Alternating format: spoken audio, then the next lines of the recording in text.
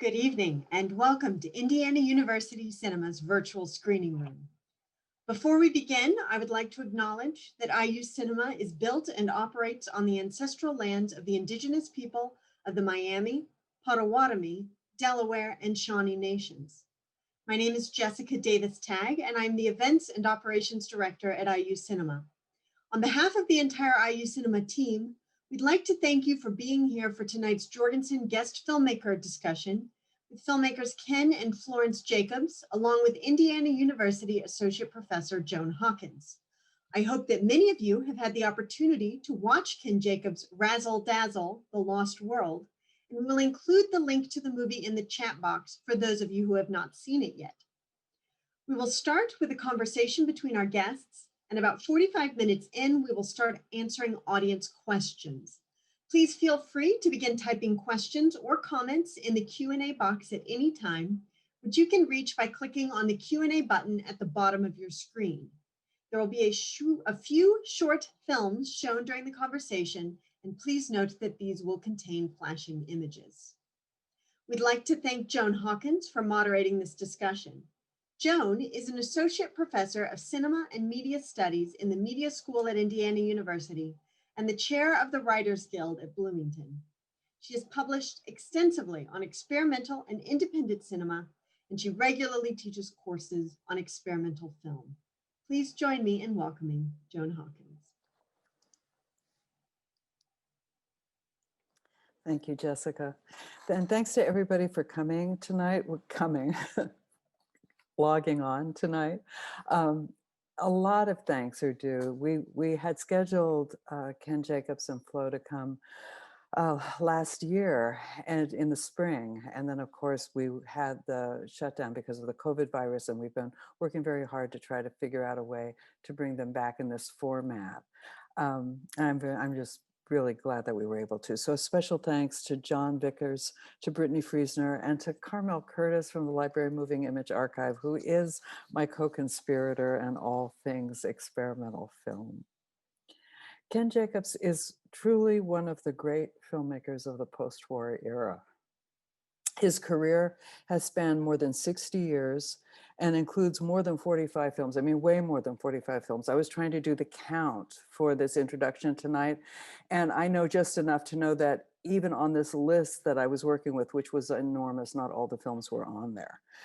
In the 60s, he, along with Stan Brakhage, helped redefine the notion of domestic home movies, and some would say they helped to redefine the notion of documentary.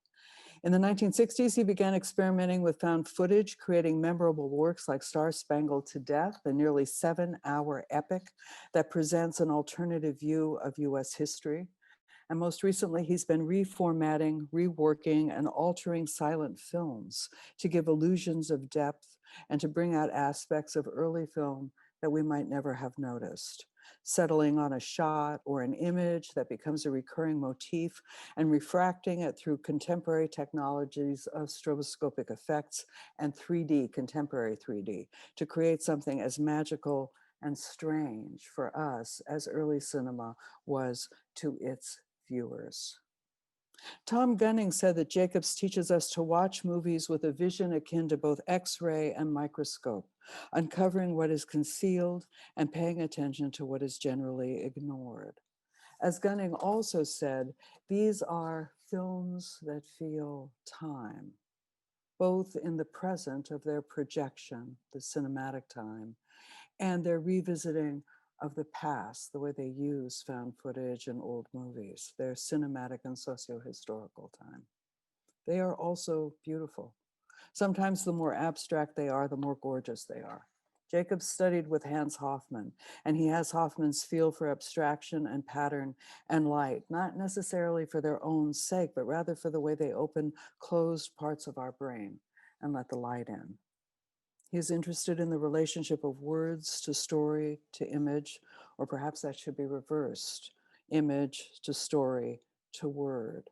And he is deeply interested in mechanisms of power, whether those are the cameras and projection devices we use to create and impose meaning and order, or whether those are the mechanisms of political power that colonize us without our even knowing.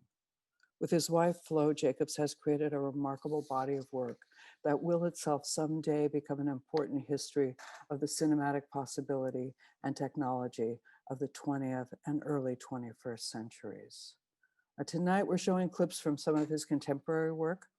And as Jessica mentioned, please be aware that all these films use strobe effects and flickers, so you might want to, if that's a problem, you might want to look away. So we are going to be starting with a clip from Razzle Dazzle, The Lost World, which is from 2006. And thank you again for coming.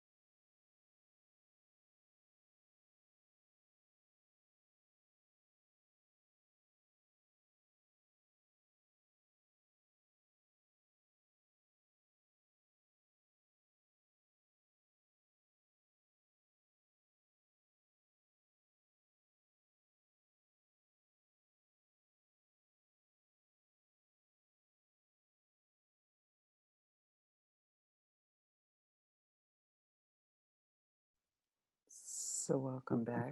Ken, are you there? Yes. Yeah, Can you unmute your camera? start my video. Yeah. Ah, There you are. Hello. That is such a gorgeous, gorgeous movie. And that was such a gorgeous clip. thank you. Yeah. You know, when we were watching the clip this time, one of the things I noticed that I've never noticed before when I watched is that when the ride is moving, there's this moment where the white kids on the ride, it looks like they're turning black. They become black and then they become white again. It's really remarkable. It's very remarkable. You know, magic is beyond the musician. It's the political unconscious coming to the fore. Yeah. So would you say a little bit about the film, about you know, your impulse to make the movie and why you chose that particular film by Edison? Love, saw it, and it began to happen in my head. And then there's this device called a computer. Yeah. It's a super brain, a brain beyond this brain. And one plays with the film, it enters this realm of possibility of the computer, and you get a movie. Oh, that's fantastic. So so did you just start playing with it to see what would happen, or did you have an idea to begin with that you were a specific direction that you were trying to work toward? I wouldn't know. No, I go on impulse, Okay. and then you touch something, and possibilities come up. Yeah, it's true. So is this part of the Eternalisms Yes, series? yes. Do you want to say something about, are the other films that we're watching clips from also part of that series? I think almost everything I've done for the last 20 years has probably been. Okay. Do you want to, Yeah, do you want to say something about that? yeah. I had begun teaching. Not your phone. You mean in Binghamton? Yeah, 16. 69 and earlier also.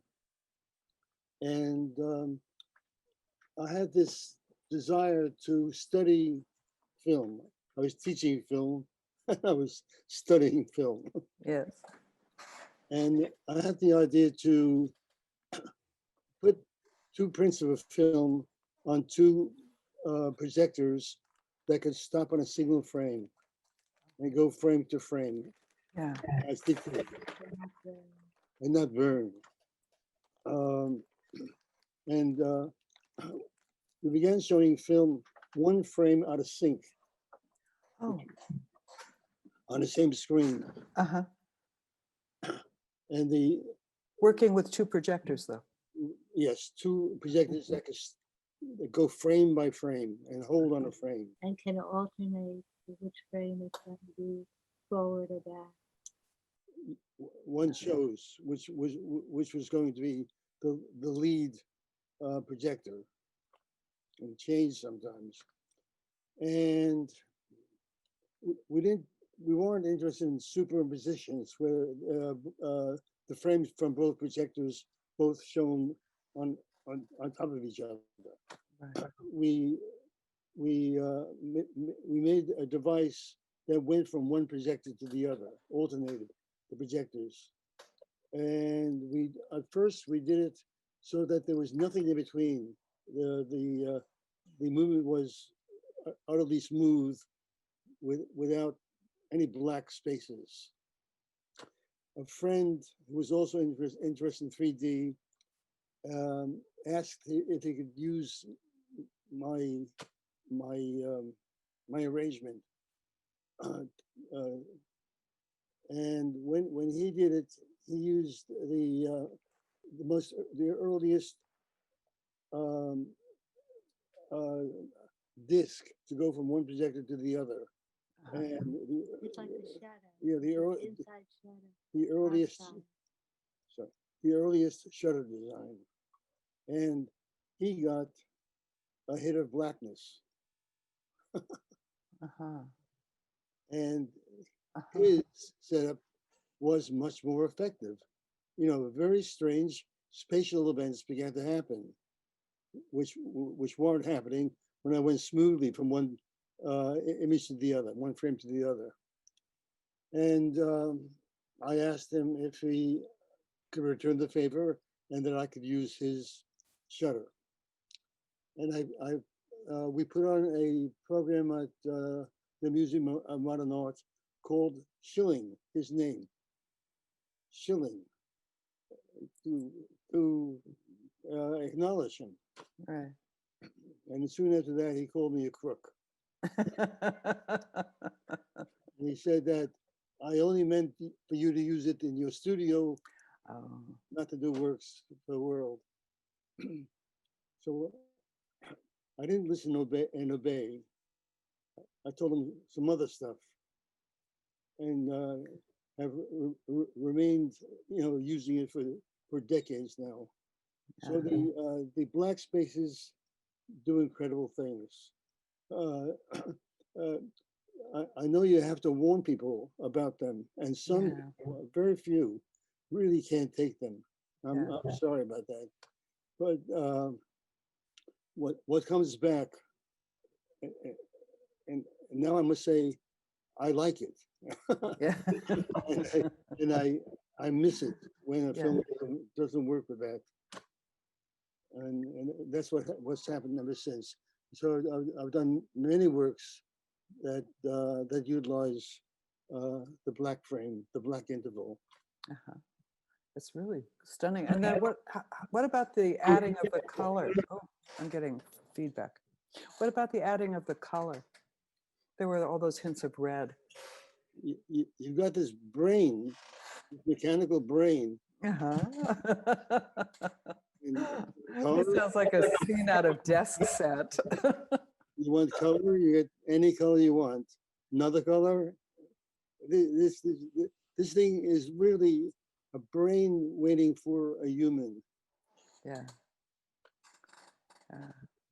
So usually a human with memories, with anticipations.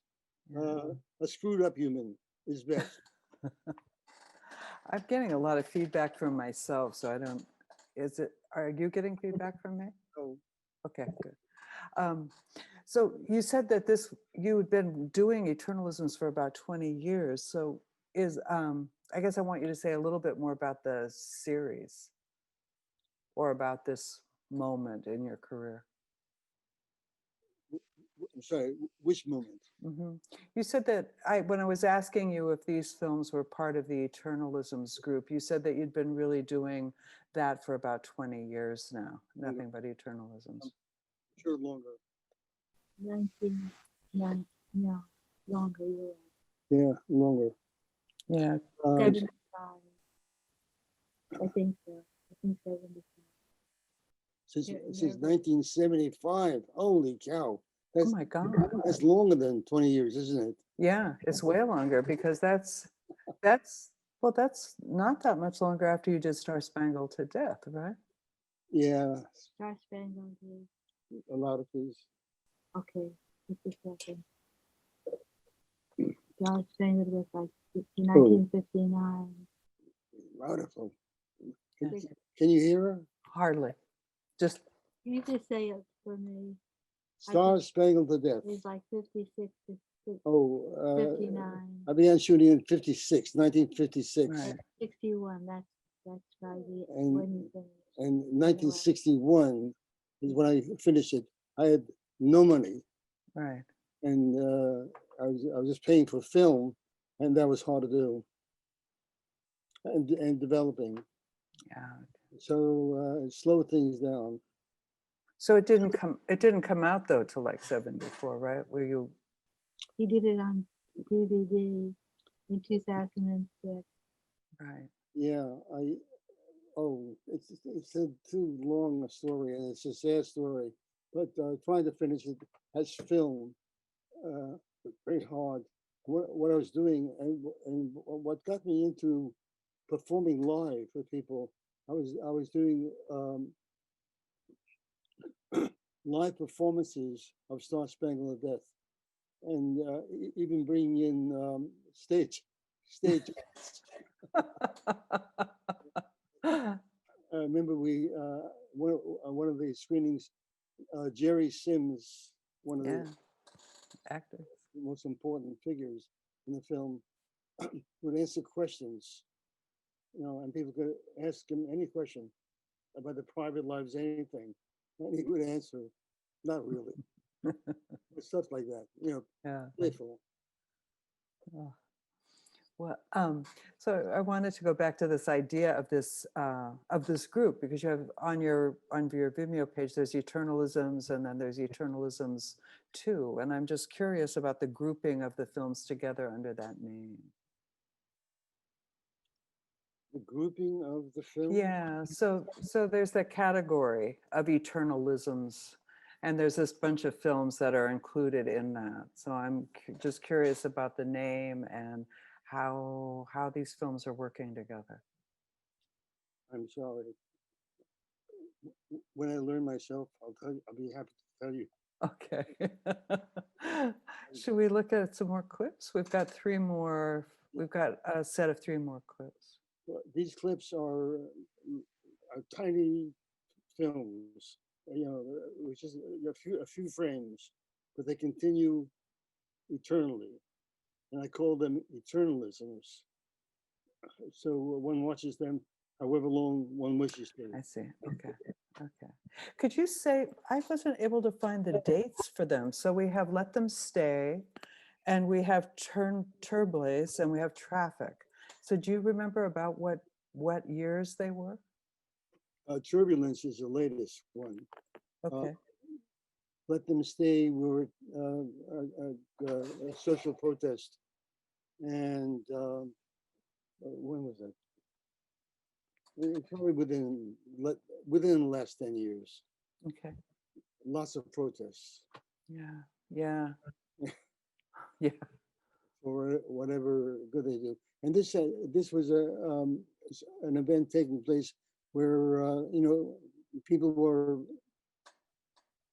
being pushed out of USA, back into horrendous situations. Right. And my grandparents came here as refugees. Yeah. So we were responding to that.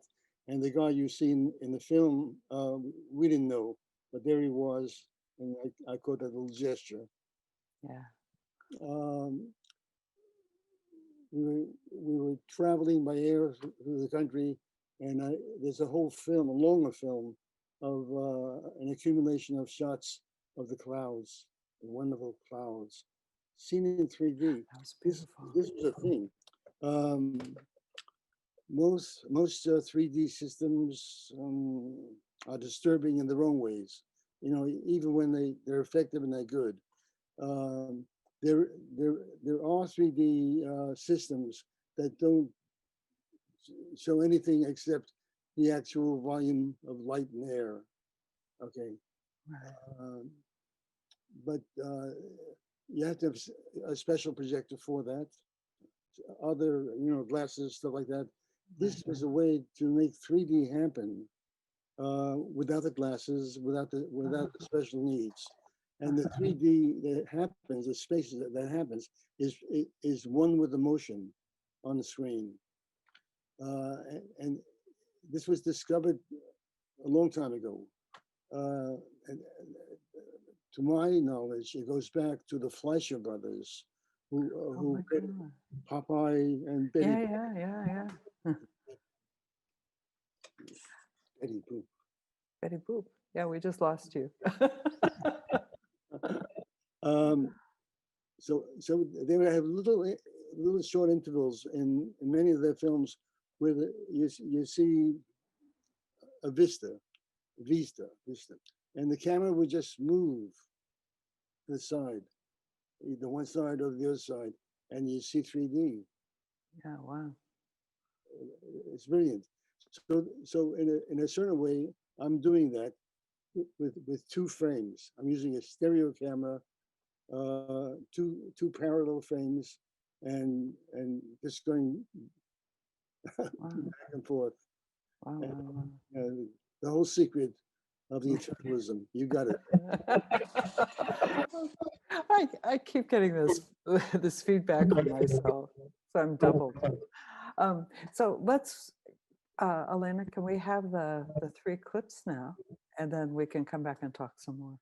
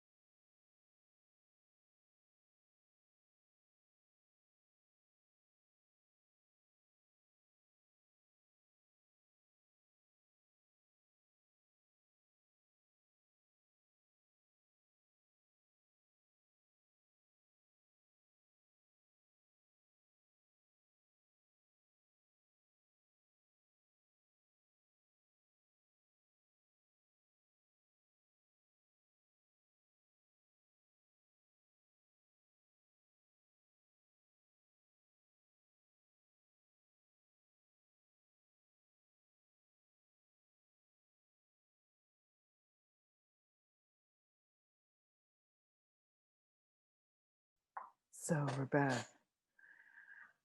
So for the Let Them Stay, you took that footage yourself, right, at a demonstration? Yes, I always walk around with a stereo camera, a camera with two lenses, Uh-huh. making two simultaneous images, 2 frames. So each one of those things is 2 frames. All it is 2 frames repeated with this recipe of interjected black frames. Uh-huh. It's a never-ending. It's always beginning. You know, you can't break apart the beginning from the ending. It just continues. And I called it a silly word, eternalism, which I later discovered has a history in philosophy. It has a place there. So I hope they don't mind. What is that? Yeah. Oh, the Pulfric effect. The Pulfric effect is amazing, amazing. Pulfrich. Pulfrich. And I think I learned about it from the encyclopedia. No, it was the above. The Jonas Oh, Mekas. yes.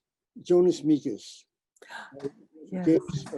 gave me a book on vision. Uh-huh. And I learned it from that book. Okay, so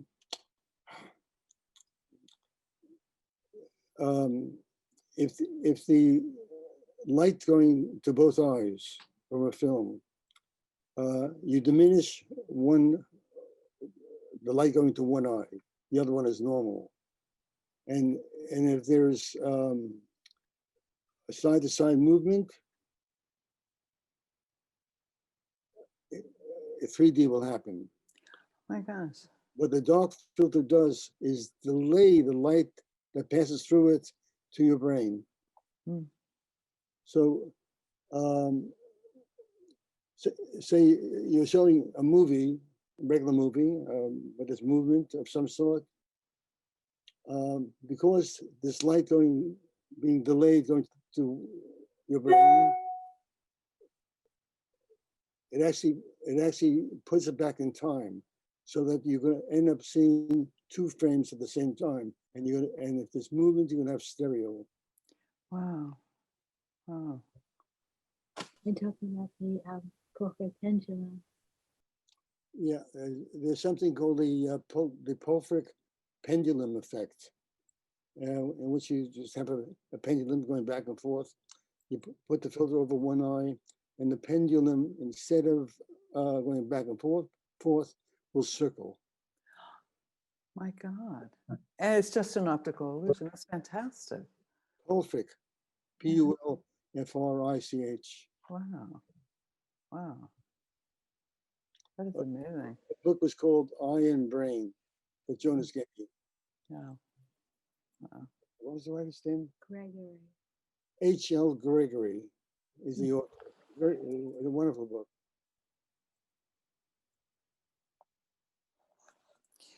So I want to ask you something about your career in Toto, and I'm not quite sure how to set up the question so that it's not one of those boring, first I made this and then I made that questions. Can you talk a little bit just about how you moved from your early films into doing the Eternalisms and into the other experimentation? Well, I was in, I have to go back. High school in Brooklyn gave me a pass to the Museum of Modern Art. And so if I could get up to 30 cents car fare, I could visit the museum and listen to the lectures and see the paintings. And it was all fascinating to me. And one day I learned that this was a museum that showed films in their basement. They showed films from all over the world, all through time. And so when I was still going to high school, I got involved with this. There was also an organization called Cinema 16. Yes. Yeah. They were making films available that could not be shown in theaters. Yeah. Either because people didn't want to see them, or because for some reason it wasn't legal to show them. Yeah. It was great. So they it was made cheap. a film club. Yes, they made a European style film club to have the right to do this. Oh, wow. So I began seeing wonderful films. You mentioned before Star Spangled Death.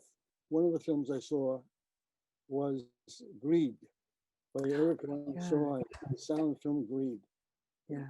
2 hours long, knocked me out. You know, Zazu Pitts is one of the stars, and she's not doing her bumbling, funny stuff. She's a tragic actress in that movie. Great. And then I read the notes that came with each of the films. And it explained that the film was 8 hours long originally. 8 hours long. By Eric von Stroheim. And that the studio recognized it as the greatest film ever made up to that time. And then they cut it. They cut it down to 2 hours. Right. A long film at that time, and disposed of all the material.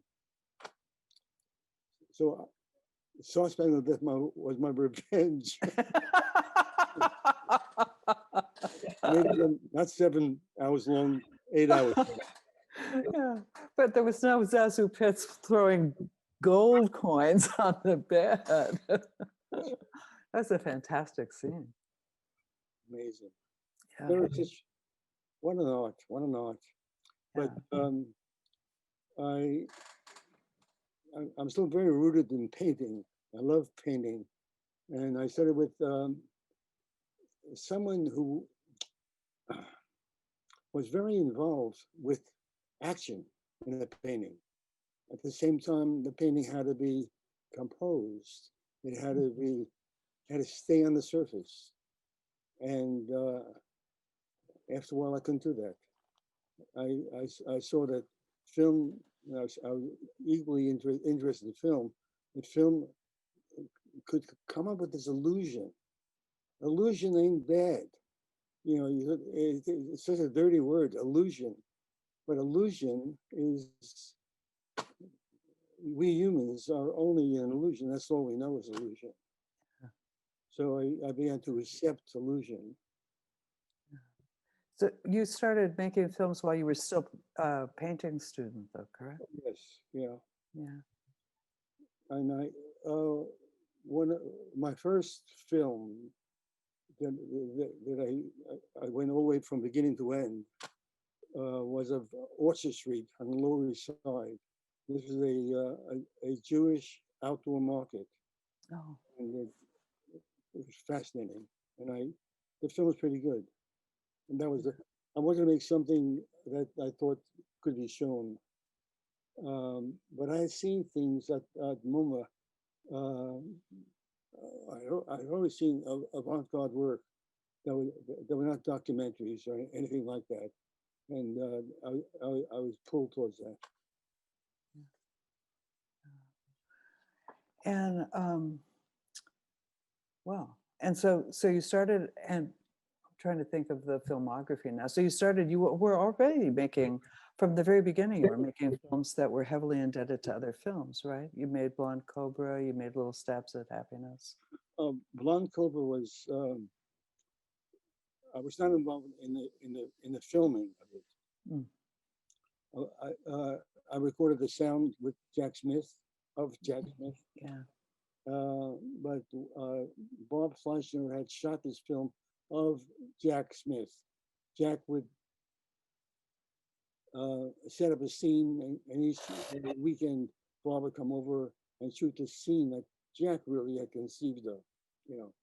So sometimes the film is called Bob Fleischner's Blonde Cobra, but it's not. He was really a sensitive camera person. Yeah. Very sensitive. But, No, yeah, I just want to say and at some point, Bob showed me the footage that they had gathered, and he wanted to shoot more, but they weren't going to shoot more, and he just had this footage. He didn't know what to do with it, disparate elements, and Jack didn't know what to do with it, and so I looked at it and said, "There's a film there," and he gave it to me, and I played with it, and Blonde Cobra exists.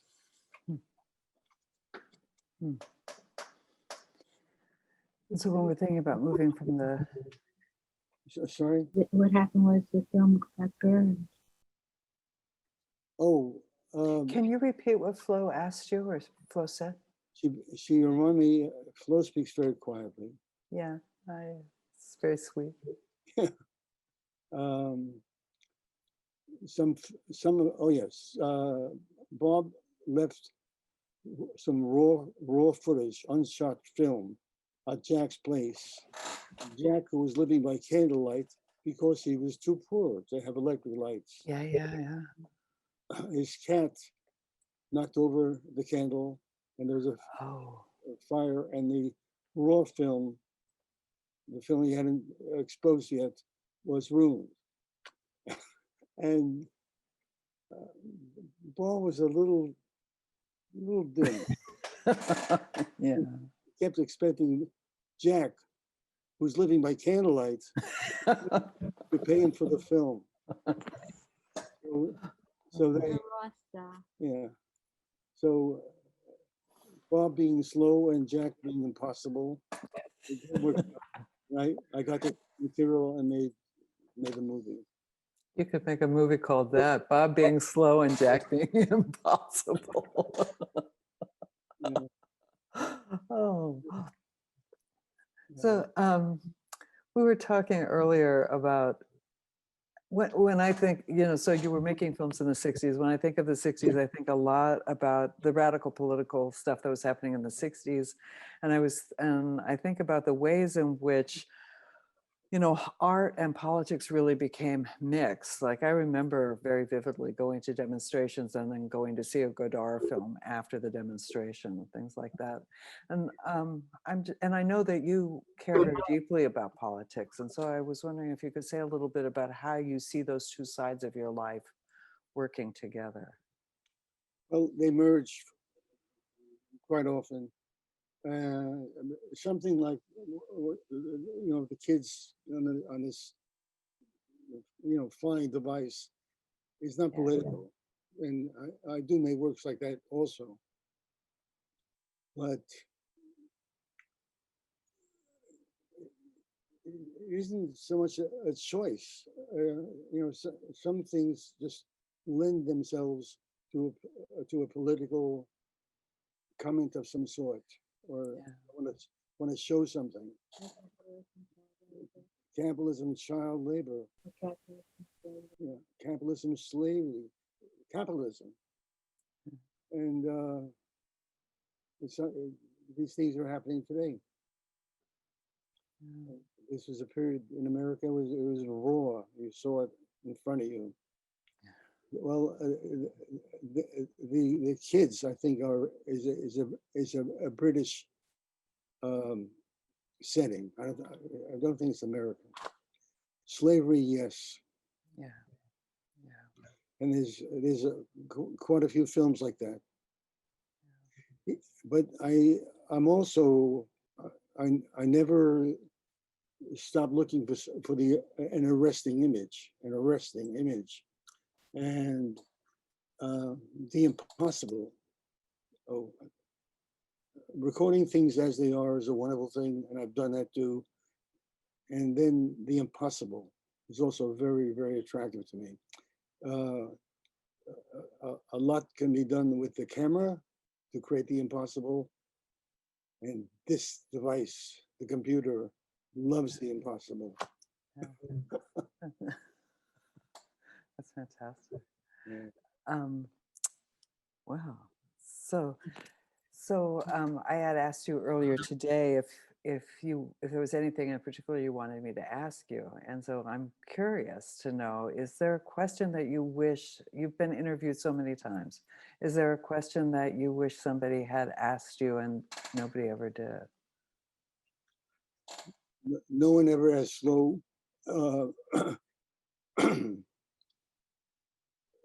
what attracted her to me to begin with. Well, we will ask her that now. Flo, what attracted you to him to begin with? He was very intense looking. Those pictures of him as a young guy. He was drawing. We met him on the beach. He was drawing black and white paintings. And the ink for the black was lithographer's ink, which his landlord had given to him. Oh my God. And so I was with somebody and we went down to the bottom of the beach. The first part is very good. The first part of the story. Yeah. Well, but, I can't go through all that. I saw these two girls.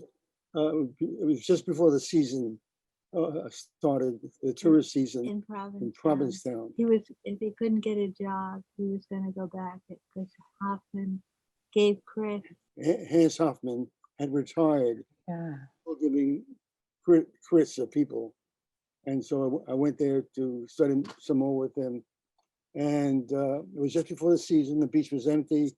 And I saw these two girls at the top of the beach where I went into the sidewalk, and they were scratching on the sidewalk with a stick. And as I went, I thought to myself, the blonde or the brunette?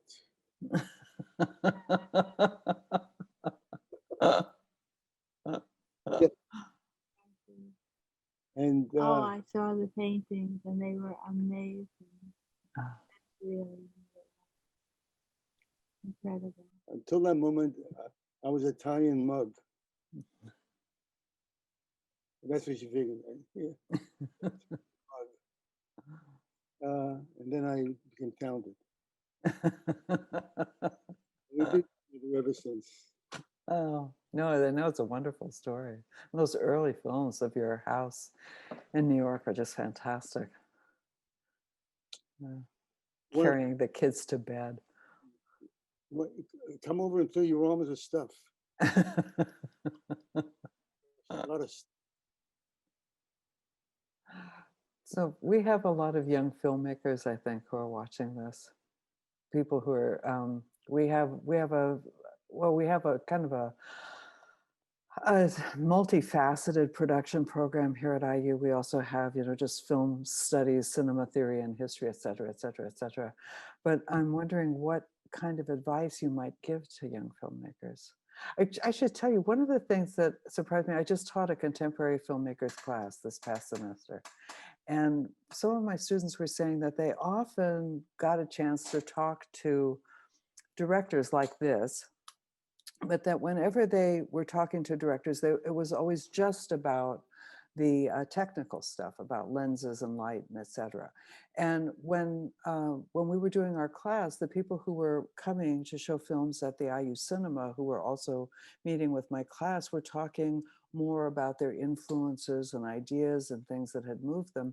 And I had several students who kept saying like it had never occurred to them that people were that people were actually thinking things while they were making these movies. And so with that in mind, what advice would you have for young filmmakers? see Buster Keaton in Oh, can you move closer, Ken? I can't hear you. Buster Keaton in Ah, train film. What is that? 1 week. No. 1 week is wonderful. 1 week. yeah. With, with the train. He's in this. The Great Train Robber? No. He's in the. Oh, I know which one you mean. Yeah.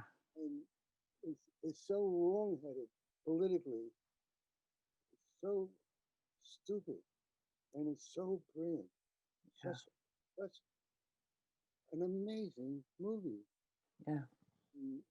We saw a wonderful film recently. Yeah, you have to see good films, and there's any number of them. Oh yes,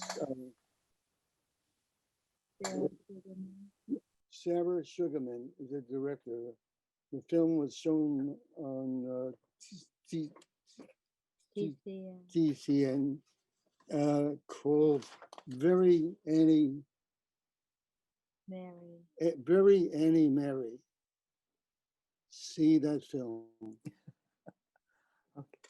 I mean, there's just people who think their own thoughts, go their own way, and make work. And when it happens, you got to jump, grab it, Yeah. and then let yourself ferment. Well, there was another film that they were showing by him. I think it was on Turner Classic, not that long ago, where there were 7. He puts an ad in the paper for somebody to marry him, and he ends up with like these 7 women who are pursuing him through churches and towns, and it's just a crazy film. Genius. Yeah, yeah. Are there other filmmakers that you would recommend that people see? People who are just starting out. Okay, I have to confess something. Mhm. We watch TCM, okay? We, for the most part, are attracted to the early films, the early movies. The idea of getting into a story is not something I want to do, for some reason. Very few of my works actually have story or believe in their stories. A story that accompanies the film, but you're not expected to believe in it. Okay, in The Sky Socialist, Flo plays a miraculously spared Anne Frank. Okay, Ah. I don't want you to believe that.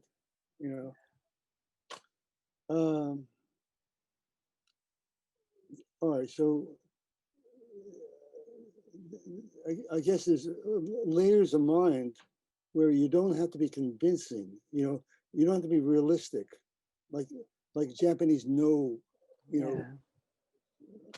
not the kind of another kind of thinking. You get on a plane of understanding, and you don't need realism. But this realistic works that we love, okay. Oh yes, I was going to explain TCM. I'm somebody whose mother wasn't around very long. She died very young, and I know that part of my interest in that channel is to see films my mother saw. Yeah. What shaped her mind? She was a flapper. She was a brilliant flapper. She was the valedictorian of her school of strivers. Poor kids. Yeah. And what did she see? What brought me about? Bastard. Yeah. And she had to work. We were living with my grandparents. My so-called father and she divorced before, as I began to materialize. Yeah. I was and he split. So Jacobs, I'm telling your worldwide audience a very personal. Yes. I was telling Azazel, who's an ace filmmaker, and whose film French Exit is about to show about, and it's a knockout, French Exit. Nisi, our daughter, works with me, okay.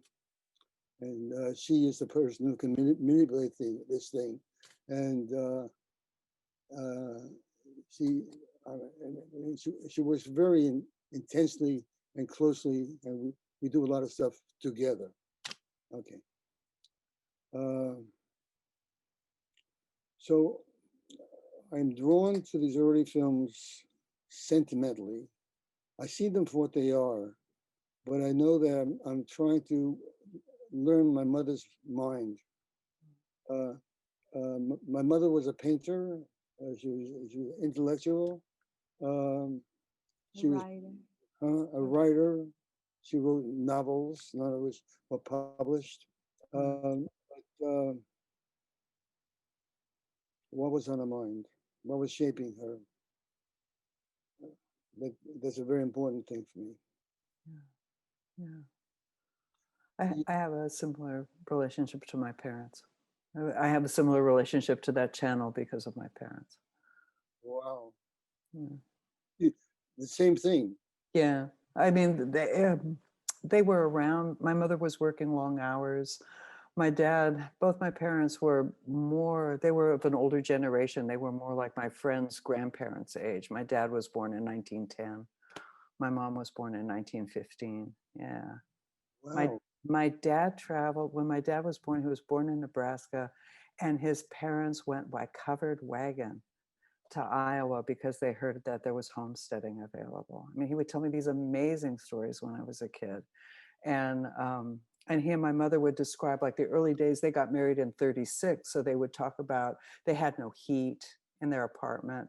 And so they would go to the movies, they would take my brother, who was just a baby then, and they would go to the movies and they would stay there as long as they could at night with my brother sleeping on my mom's lap because it was warm in the theater. Yeah, it's amazing. And I've had that same feeling of like just wanting to see what they were watching and what they saw and yeah, what influenced them. My very important memory I have of my mother is painting. When she was painting, and I was a little kid. I was standing in front of this desk, whatever, and she would paint, and things would come out of her brush. Trees would come out, birds would come out. Yeah, things would come out of this brush. it's amazing. Yeah. That's amazing, I think. Oh, and Jessica has just popped up on the screen. It has been such a pleasure to talk to you. Thank you very much. Yes. Jessica, you're here. Yes, we've been receiving some great questions, and Good. there is still time to submit your own question.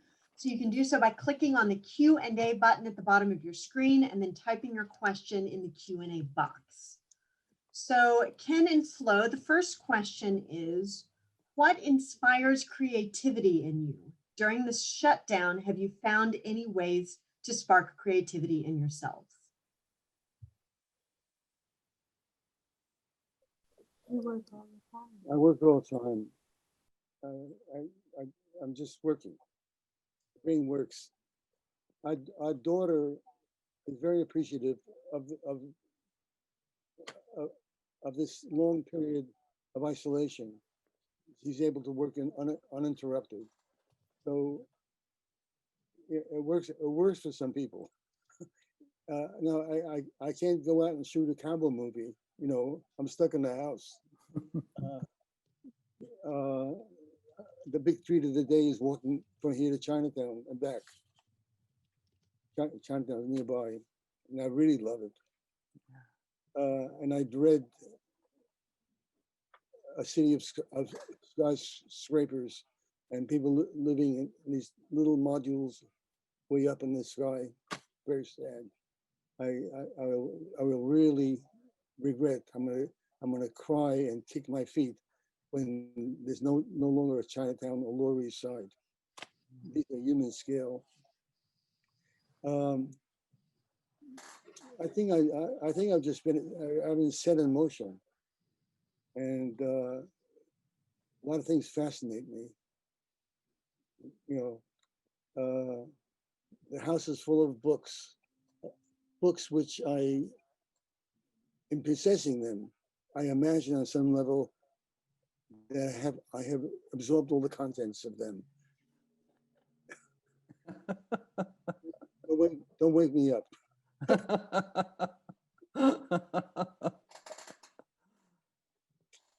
So, and we still have a lot of DVDs. So, In 78. and 70. Oh yeah, we have 78s. We have 78. Oh, wow. Oh, wow. Fantastic. I never knew I was accumulating this stuff, but I was. You know, I never thought of myself as a collector, but things were collecting to me. Yeah. Tags and long cover. I put out the music back. Yeah. Yeah, right. The funny music you hear on the film you played before. Yeah. Yeah. This is a house that has that music. That's fantastic. That's fantastic. So life is fascinating, and I like mixing it up. You know, moving into this realm of possibility.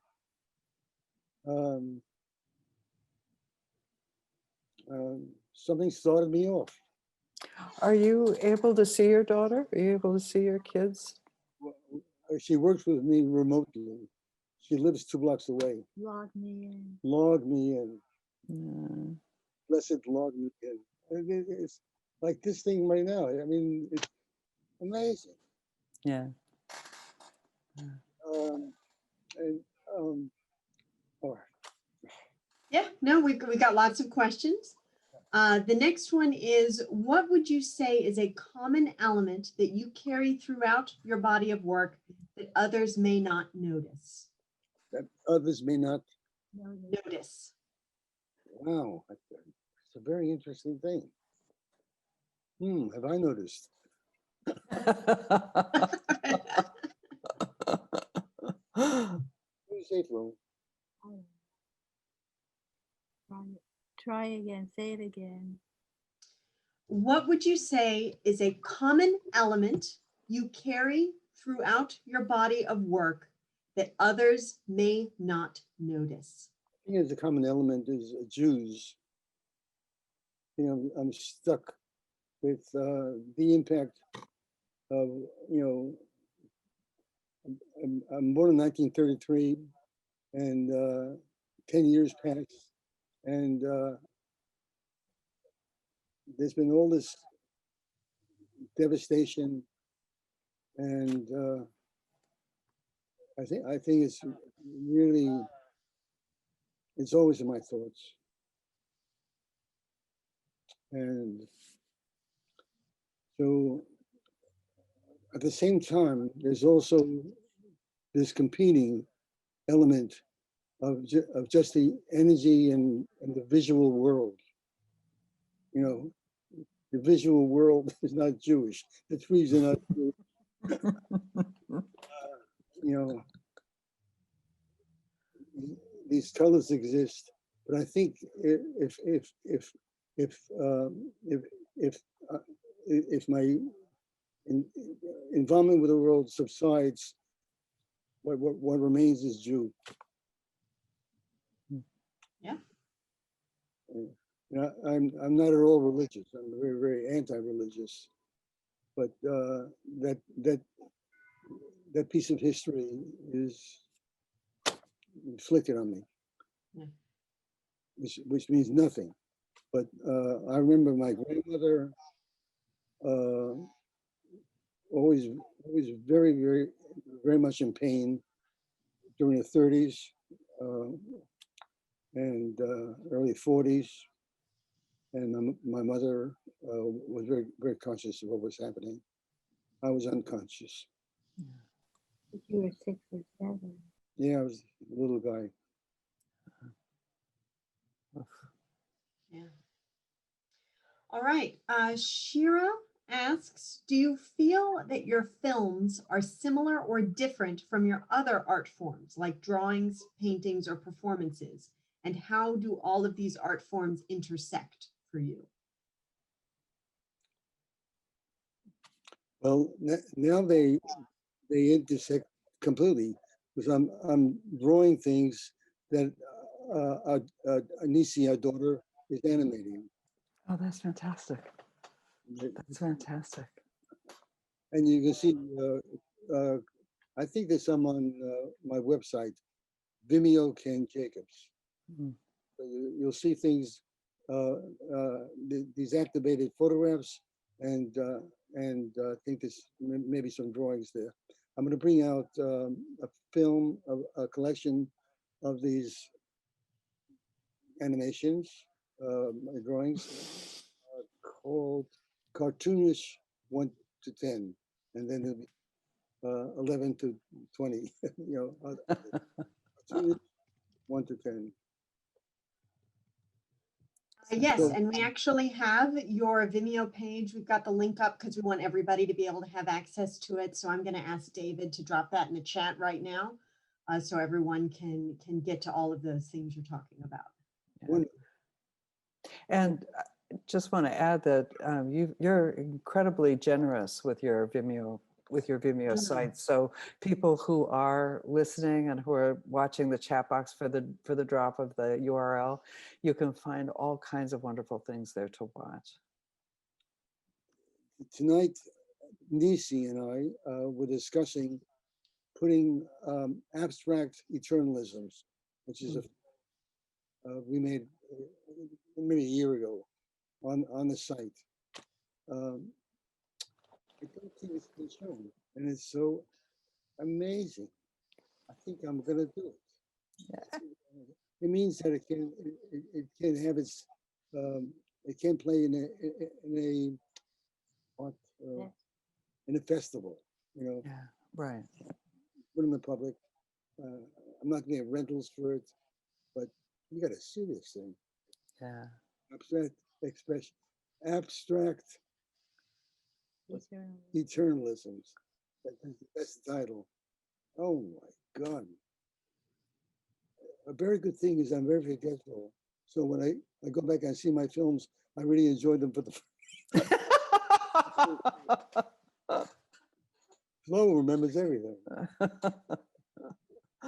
Oh. All right. So the next question is from Laurie. First, she wanted to let you know that she thought the clips were really amazing. And she also says that she felt a quality of mourning watching these clips. So oh, good. Right. Absolutely. They were living kids. You see them, no question.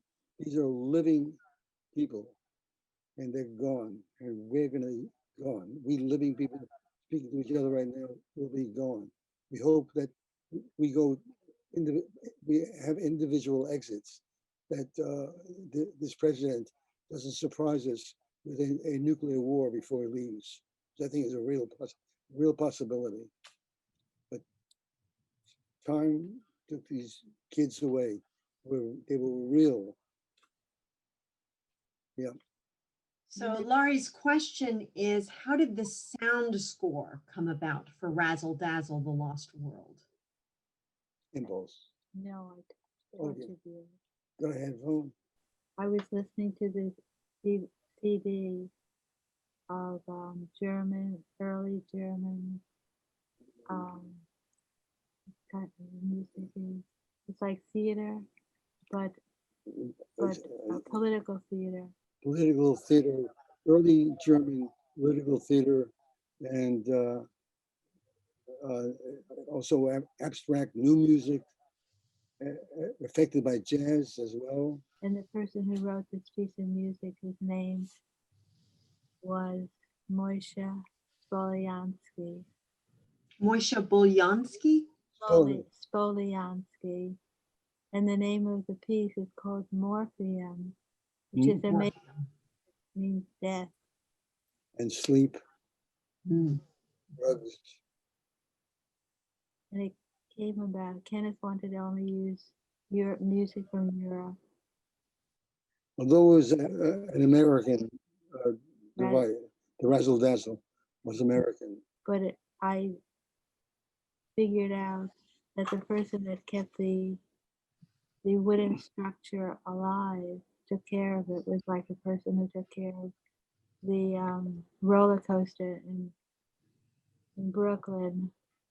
European. So I worked on him because I felt that this piece of music belonged with this wooden structure. After a while, Ken was convinced that it was all right to use. That's why you have Ken and Flo Jacobs. Right. Well, the next question is for Flo as well. Someone has asked, how does Flo feel about occasionally being in the films? It says, i.e. Nissan Ariana window.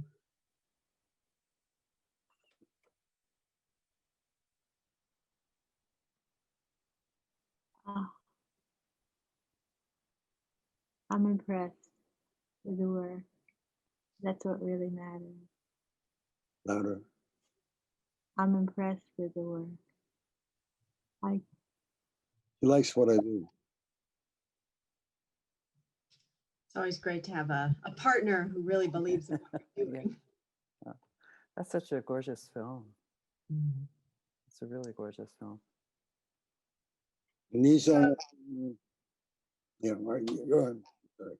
Oh, no. I was going to move on to the next question. I'm interested in hearing what you have to say on this one. Flo has taste. She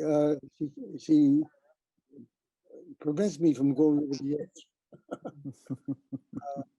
And I can really trust her response to something. It's astounding to me. She's really intelligent, and also with a fantastic memory. And I really utilize that memory. It's like having this repository of time that you're living with. You know, she's special. I don't think I have anything that I can add right now. Okay. So the next question, are there any contemporary, experimental, or avant-garde film artists whose work you enjoy or have provided you with inspiration? Oh, if I mention a name, I don't mention all these other names, it's going to be hell. I'm afraid to do that. I'm afraid to talking about one person and two people. You know, there's many people whose work I admire. Well, okay, so maybe if we reframe the question, if somebody is really intrigued with what they've seen here and they go into your Vimeo page and they delve in and they love it, what might they want to check out next? Mr. Keaton.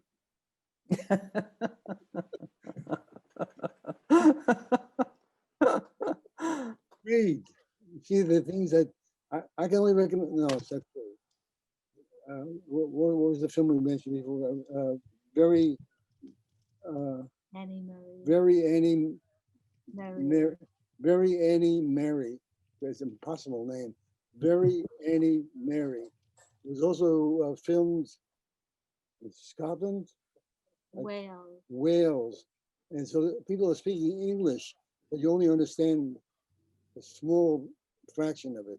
It's a magnificent film. She's great. Great. All right, I think we have time for one or two more questions. The first one is, what films have you two seen in shutdown that have stuck with you? Well, that's one of them. Yeah, We- okay, so you watched it recently. We also saw Great Expectations, the British film from I think the early 40s or 30s, maybe. Unbelievable. David Lean. Ooh, God. So, I mean, impossibly talented people. You know, most coordinated works. I'm really awed by this stuff. I can't do it. I don't want to do it. It's not what I do. But these people, whatever Hollywood was, whatever these studios were, and I think one learns they can be pretty forbidding. These people made great works, great films. You know, also, I think it's important to find films that you like. Don't, you know, it doesn't make that much sense to find the 10 best. You're a particular person, you know, find what works with you. So you have to be bored a lot. You have to be, you know, see a lot of stinkers. Come across the things that nourish you. Yeah. All right, and final questions. Someone wants to know, have you thought about your legacy to the art form and how would you like to be remembered as an artist? Trouble. I made people think. I made them feel. I made work that was troubling. That was legitimate. No matter what, you know, questions one could pile up against it. You know, I responded to all of this. You know, I was alive. I was alive to it.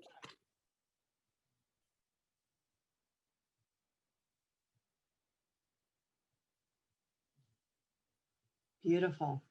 Well, thank you so much for this wonderful event. Thank you, Ken, Florence, Joan, and again, all of you out in the audience for being with us.